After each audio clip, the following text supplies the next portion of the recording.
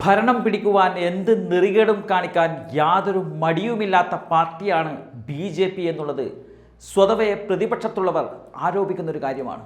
അത് ശരിവെക്കുകയാണ് മഹാരാഷ്ട്രയിൽ municipal corporation തെരഞ്ഞെടുപ്പ് അടുത്തിരിക്കെ BJPക്കെതിരെ വളരെ ഗുരുതരമായ ആരോപണവുമായി ഇപ്പോൾ കോൺഗ്രസ് രംഗത്ത് വന്നിരിക്കുകയാണ്. താനെ ജില്ലയിൽ അവിടെ വോട്ടർമാർക്ക് BJP പണം വിതരണം ചെയ്യുന്നുവെന്നുള്ള ഗുരുതരമായ ആരോപണമാണ് ഇപ്പോൾ BJPക്കെതിരെ കോൺഗ്രസ് ഉന്നയിക്കുന്നത്. പണം വിതരണം ചെയ്യുന്ന दृश्यങ്ങൾ കോൺഗ്രസ് MP കൂടിയായ വർഷ ഗേക്വാദ് सोशल मीडियाയിലൂടെ പുറത്തുവിട്ടിട്ടുണ്ട്. पुन्हा बघू शकतो आपण या खालच्या माळ्यावर आलोय. जवळजवळ सगळीकडेच यांच्या पैशाचा जो पाऊस आहे तो यांनी प्रचंड पाऊस पैशाचा या ठिकाणी पाडलेला आहे. आणि इथे आता नागरिकच स्वतः आम्हाला बोलवून इथे सांगतायत, कारण ते पण आता खूप घाबरलेले अवस्थेमध्ये आहेत. हे बघा, अशा प्रकारे हा पैसा इथे वाटला जातोय. हे खोला मैडम. हाँ, ये नाम पढ़ सकते हो? क्या नाम है ये? किसने पैसे दिए आप बता सकते हो? बताओ, आप डरिए ना. नहीं, बताओ. मुझे नहीं पता. ऊपर रहते थे पहले, मगर उसका नाम नहीं मालूम मुझे. हमारे बिल्डिंग में रहते. लेकिन ये किस पक्ष का है ये चिन्ह? ये कोमल का है. कमल मतलब कौन सा पक्ष मालूम है? बीजेपी. बरोबर.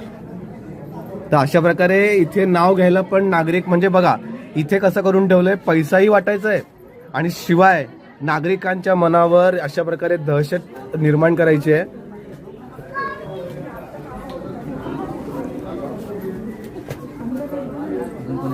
अजून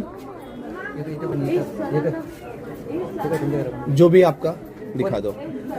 पुढच्या घरात आलो आपण. बघा अशा प्रकारे मस्त रबर बँड वगैरे बांधून, नाम भी लिखा है. की आपका नाम भी लिखा है?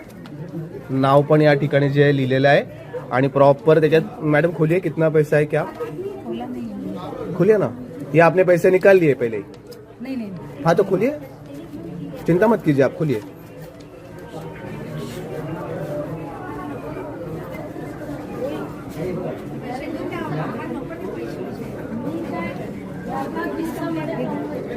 हे बघा, हे अशा प्रकारे इथे पण पैशाचा जोरदार पाऊस आपल्याला बघायला मिळतोय.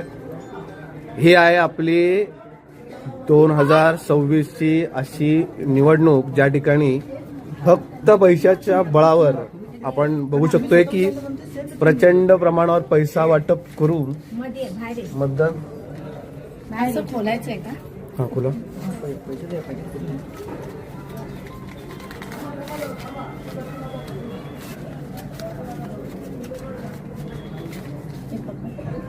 हे पण पाहिजे.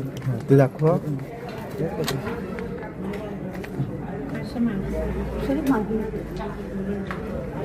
ജനാധിപത്യത്തെ അട്ടിമറിക്കുവാനുള്ള ശ്രമമാണ് BJP നടത്തുന്നത്.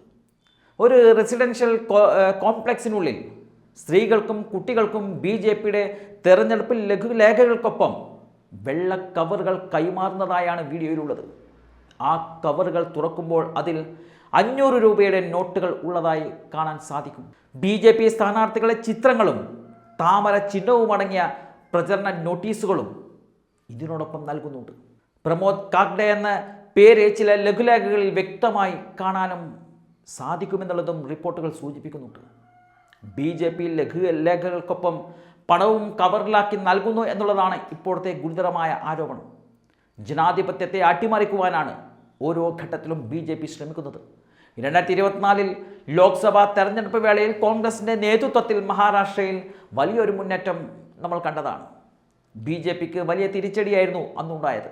എന്നാൽ പിന്നീട് 5 മാസങ്ങൾ മാത്രമാണ് നിയമസഭാ തെരഞ്ഞെടുപ്പ് ഉണ്ടായിരുന്നത്.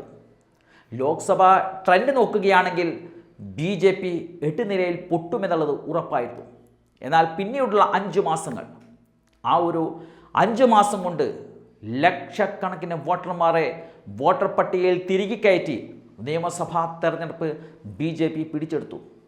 ഇപ്പോഴും വോട്ട് ചോരി വിഷയം ആരോപിച്ച രാഹുലിൻ്റെ ഹർജികൾ സുപ്രീം കോടതിയുടെ മുന്നിലുണ്ട്.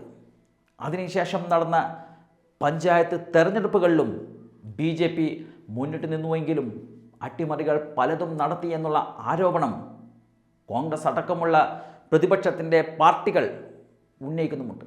അത്തരം ആരോപണങ്ങൾ ശരിയാണ് എന്നുള്ളതാണ് ഇപ്പോഴത്തെ ഈ ഒരു സംഭവം തെളിയിക്കുന്നത്.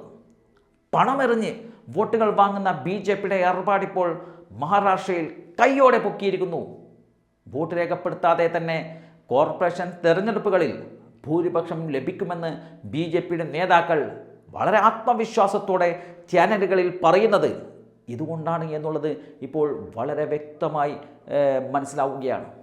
പണം കൈമാറുന്ന വീഡിയോ വൈറലായതോടെ തെരഞ്ഞെടുപ്പ് കമ്മീഷൻ അടിയന്തരമായി ഇടപെടണമെന്നാവശ്യപ്പെട്ട് നിരവധി പേർ ഇപ്പോൾ രംഗത്തെത്തി കഴിഞ്ഞിട്ടുണ്ട്.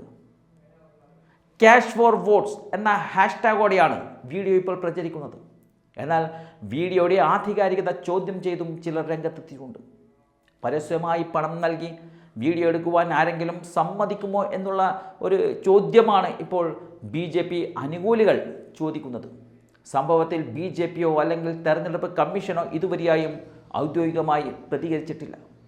2 ദിവസങ്ങൾക്കുള്ളിൽ നടക്കാനിരിക്കുന്ന മുനിസിപ്പൽ കോർപ്പറേഷൻ തെരഞ്ഞെടുപ്പിൽ ഈ വിഷയം ആയുധമാക്കി മാറ്റുവാനാണ് കോൺഗ്രസ് ഇപ്പോൾ ശ്രമിക്കുന്നത്.